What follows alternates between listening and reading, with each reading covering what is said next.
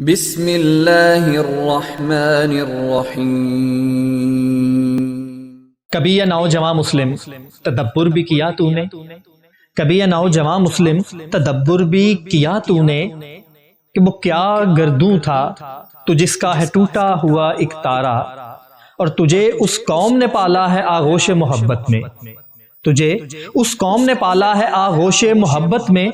کچل ڈالا تھا جس نے پاؤں میں تاجے سرے دارا، اور گنوا دی ہم نے جو اسلاف سے میراث پائی تھی، گنوا دی ہم نے جو اسلاف سے میراث پائی تھی، سریا سے زمیں پر آسمان نے ہم کو دے مارا۔ تو سب سے پہلے آپ اس کی مالش کریں، مالش کے بعد پھر آپ ٹکور کی طرف آئیں، ٹکور کے بعد آپ صفوف مغلظ کی طرف آئیں، کیونکہ عموماً ایسے مریض جو ہیں وہ جریان احتلام کا ساتھ شکار ہو جاتے ہیں، ان کو کور کرنے کے لیے پھر آپ نے صفوف مغلظ استعمال کرنی ہے۔ السلام علیکم ناظرین، حکیم خرم شہزاد ملی آپ سے مخاطب ہوں۔ ناظرین، آج ہمارا موضوع سخن ایک ایسی بیماری رہے گی جس کا شکار نوجوانوں کی ایک اکثریت ہے، یا یوں کہہ لیں کہ آج کی اس ویڈیو میں، آج کے اس لیکچر میں ہمارا جو مخاطب ہے، ہمارا جو ٹارگٹ ہے، وہ نوجوانان، ہمارے دوست احباب جو اس کبھی بیماری میں مبتلا ہیں وہی ہوں گے، یعنی کہ امراض مردانہ مخصوصہ کے حوالے سے آج کی ویڈیو ہوگی۔ تو ویڈیو سٹارٹ کرنے سے پہلے اگر آپ انڈر ایج ہیں یا آپ کا تعلق صنف نازک سے ہے تو آپ اس ویڈیو کو اوائڈ کر سکتے ہیں، سکپ کر سکتے ہیں، اور اگر آپ کو اس کی ضرورت ہے تو پھر آپ دیکھ سکتے ہیں۔ ناظرین، آج ہم بات کرنے جا رہے ہیں جلد کے حوالے سے، جس کو میسٹربیشن بھی کہتے ہیں، کچھ لوگ اسے ہینڈ پریکٹس بھی کہتے ہیں، اور کتابوں میں اس کا نام مشت زنی بھی لکھا گیا ہے۔ یہ ایک نہایت خطرناک، اس کو بیماری نہیں کہہ سکتے، یہ ایک عادت ہے،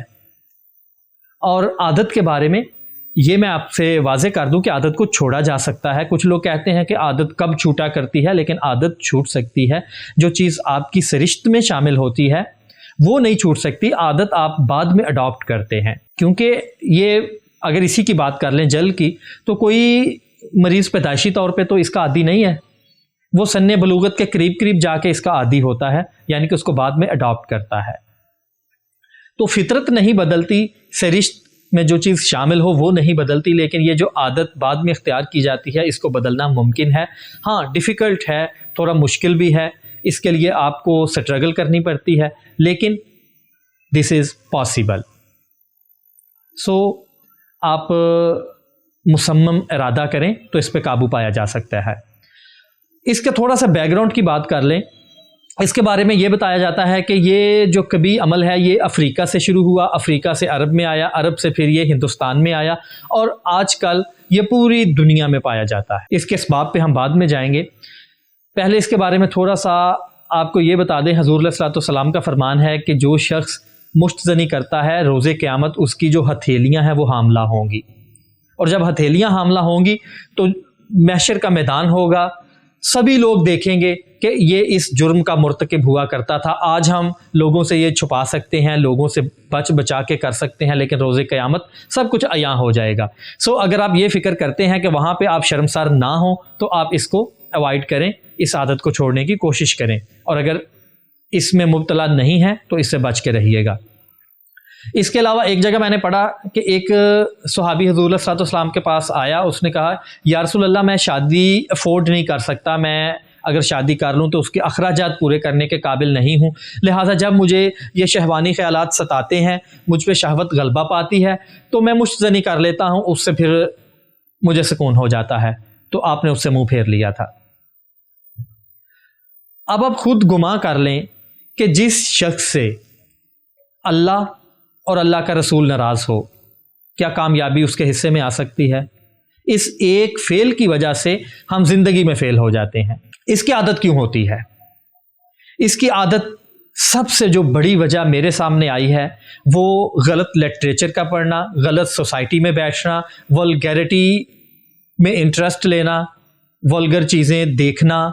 یا جو پورن سائٹ ہیں وہاں پہ جانا، اس طرح کی جو بھی حرکات ہیں وہ اس کا سبب ہوتی ہیں۔ اور چند ایک لوگوں میں، یعنی کہ یہ کوئی اتنے بڑی ریشو نہیں ہے، لیکن چند ایک لوگوں میں یہ عادت اس لیے بھی آ جاتی ہے کہ ان کی شادی وقت پہ نہیں ہوتی، بہت لیٹ ہوتی ہے۔ اب بات کر لیتے ہیں کہ اس فعل کو سر انجام دینے سے ہوتا کیا ہے، اس کا نقصان کیا ہے۔ تو access of every thing is bad, ویسے تو یہ بالکل ایک غیر اخلاقی فعل ہے، اس سے منع کیا گیا ہے۔ جب ہمیں مذہب منع کر رہا ہے اس کی طرف نہیں جا سکتے، یہ ہمارے لیے گناہ ہو گیا کیونکہ ہمیں منع فرما دیا گیا۔ کچھ لوگ ایسے جو مذہب سے بالکل لا تعلق سے ہیں، تو ان کے لیے بھی یہ ہے کہ جب کوئی فعل آپ سر انجام دیں اور اس کے بعد گلٹی فیل کریں، آپ کو اپنے آپ میں شرمساری ہو، شرمندگی ہو، تو سمجھ لیں آپ نے غلط کام کیا ہے۔ اور اس فعل کو سر انجام دینے کے بعد یقینی طور پہ انسان افسردہ ہوتا ہے، پشیمان ہوتا ہے، اپنے آپ میں شرمساری محسوس کرتا ہے، اور پھر یہ ارادہ کرتا ہے میں دوبارہ نہیں کروں گا، لیکن پھر وہ اس کو سر انجام دیتا ہے کیونکہ یہ اس کی عادت بن چکی ہوتی ہے، اور وہ اپنی جو دیگر عادات ہیں جو اس کو پروموٹ کر رہی ہوتی ہیں وہ نہیں چھوڑتا۔ اس وجہ سے اس کو چھوڑنا اس کے لیے ناممکن ہو جاتا ہے۔ تو اس کے نقصان کیا ہوتے ہیں؟ سب سے پہلے آپ کے عزائے رئیسہ کا بیڑا غرق کر دیتا ہے۔ عزائے رئیسہ میں دل، دماغ، جگر ہیں۔ جب آپ کے عزائے رئیسہ اس سے ڈسٹرب ہوں گے تو یوں سمجھ لیجئے آپ کی پوری زندگی، آپ کی زندگی کی روٹین، آپ کے کام کاج، آپ کی صحت، ہر چیز آپ کی ڈسٹرب ہو گئی۔ آپ کی قوت حافظہ میں کمی آ گئی، آپ کے خون میں کمی آ گئی، چہرے کا رنگ پیلا ہو گیا، آنکھوں کے نیچے سیاہ حلقے بن گئے، اور ایک گلٹ سا محسوس ہوتا رہتا ہے، اور اس گلٹ کی وجہ سے انسان کسی سے آنکھیں ملا کے بات نہیں کر سکتا کیونکہ وہ خود میں شرمسار ہوتا ہے اور یوں سمجھتا ہے کہ پتہ نہیں دوسرے لوگوں کو بھی شاید اس کا پتہ ہے، یا لوگ اس سے بڑے ممتاز ہیں، وہ آنکھوں میں آنکھیں ڈال کے بات نہیں کر سکتا۔ ہاتھ پاؤں کپ کپاتے ہیں، جو گرفت ہے وہ ڈھیلی پڑ جاتی ہے کیونکہ مسلز ویکنس ہو جاتی ہے۔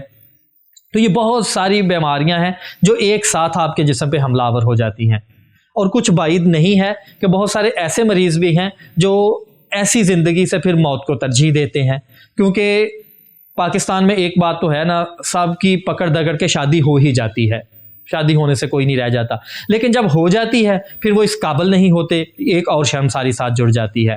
پھر وہ اپنی عزت کو بچانے کے چکر میں طرح طرح کے ہیلے بہانے کرتے ہیں، گھروں میں لڑائیاں ہوتی ہیں، اور پھر وہ لڑائیاں پھیلتی پھیلتی اس کی زندگی کو اجیرن کر دیتی ہیں، اور لوگ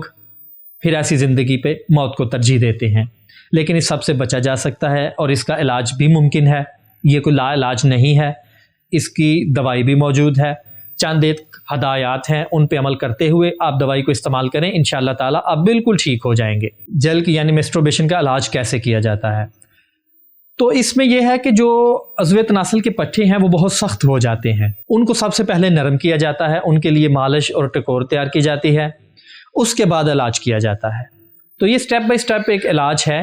لیکن علاج شروع کرنے سے پہلے آپ نے اپنی صحبت کو بدلنا ہے، آپ نے نماز روزے کی طرف آ جانا ہے، مذہب کی طرف زیادہ رجحان پیدا کرنا ہے، ولگیرٹیز کو اوائڈ کرنا ہے، کوئی پورن سائٹ وغیرہ جو ہیں ان پہ نہیں آپ نے جانا، اور ایسی باتیں کرنے والے جو دوست ہیں ان سے بھی کنارہ کشی اختیار کرنی ہے۔ اگر آپ اپنی جو آپ کے ارد گرد صحبت ہے، چاہے وہ موبائل کی صحبت ہے یا کسی دوست کی صحبت ہے یا کسی اور رنگ میں ہے، اس کو چھوڑ دیں گے، مذہب کی طرف لوٹ آئیں گے، ذہن میں خیالات فاسدہ کو جگہ نہ دیں گے، تو پھر آپ اس پہ 100% قابو پا سکتے ہیں، پھر آپ علاج شروع کیجئے گا۔ اگر آپ نے اپنی عادتیں نہیں بدلنی، آپ نے پرہیز نہیں کرنا، تو پھر آپ کو علاج کا بھی کوئی فائدہ نہیں ہے، پھر آپ ویڈیو سکپ کر دیں، یہ آپ کے لیے نہیں ہے۔ تو آئیے علاج کی طرف چلتے ہیں۔ سب سے پہلے اس میں آپ نے اپنے معدے کا خیال رکھنا ہے، قبض نہیں ہونے دینی، قوت ہاضمہ کو طاقت دینے والی ادویات استعمال کرتے رہنا ہے۔ جی ناظرین، سب سے پہلے مالش کے نسخے کی طرف چلتے ہیں۔ مالش کے نسخے میں یہ 6 چیزیں ہوں گی: بکرے کے گردے کی چربی 2 تولہ، بغلے کی چربی 2 تولہ، ارکے گاؤزبان 2 تولہ، روغن گلاب 2 تولہ، روغن بابونا 4 تولہ، اور مستگی رومی 6 ماشا۔ تو جس طرح نسخہ جات تیار کرتے ہوئے اگر آپ ہماری دوسری ویڈیوز دیکھتے ہیں تو آپ کو پتا ہوگا مستگی جو ہے اس کو جتنا بھی ہم کھرل میں کوشش کرتے ہیں رگڑنے کی تو یہ چپکتی جاتی ہے، کھرل کے ساتھ ہی ساری چپک جاتی ہے، لہٰذا اس کو رگڑنے کی کوشش نہ کریں۔ اس کو جو روغنیات ہوتے ہیں، فار ایگزامپل اس میں روغن گلاب ہے یا روغن بابونا ہے، تو کسی ایک روغن میں ڈال کے ہلکی سی آنچ دیں گے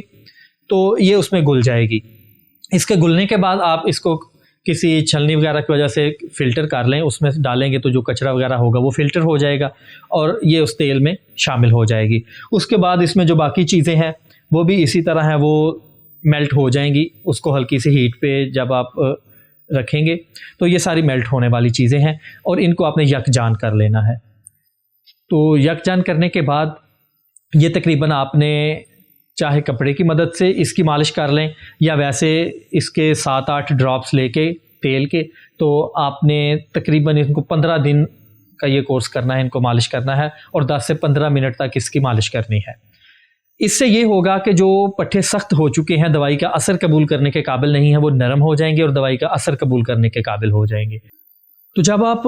مالش مکمل کر چکے ہوں گے، اس کے بعد پھر نمبر آ جاتا ہے ٹکور کا۔ تو ٹکور میں آپ نے ہلدی، برادہ کچلا، مال کنگنی، نارجیل دریائی، یہ چاروں چیزیں ہم وزن لے لینی ہیں۔ تو یہ 4 تولہ ہو جائیں گی۔ 4 تولے کی آپ نے 7 پوٹلیاں بنا لینی ہیں کسی سوتی کپڑے میں۔ تو برابر ان کو تقسیم کر کے تو اس کی 7 پوٹلیاں بنا لیں، اور 7 پوٹلیاں بنا کے روزانہ ایک پوٹلی کی مدد سے آپ نے ٹکور کرنی ہے، یعنی کہ ان کو کسی توے وغیرہ پہ، جب ایک پوٹلی آپ بنا لیں توے وغیرہ پہ اس کو رکھ کے گرم کر لیں، اور پھر آپ نے اس کی ٹکور کرنی ہے، اور 20 منٹ تک ایک پوٹلی کی آپ نے ٹکور کرنی ہے۔ یہ 1 ہفتے کا عمل ہے۔ تو یہ ٹکور جب آپ مکمل کر لیں گے، مالش آپ نے پہلے کر لی، اس کے بعد ٹکور کر لی، اب آپ کو مقویات کی ضرورت ہے۔ اس میں حب جواہر کھلائی جا سکتی ہے، اس میں جو ہمارا ایک نسخہ ہے صفوف مغلظ کا، وہ استعمال کروایا جا سکتا ہے۔ یہ مریض کی کنڈیشن دیکھ کے تو پھر اس کا پراپر علاج کیا جاتا ہے۔ اگر اعضائے رئیسہ میں کمی آ گئی ہو تو پھر اس کے لیے خمیرہ گاؤزبان عنبری جواہردار بھی دیا جاتا ہے۔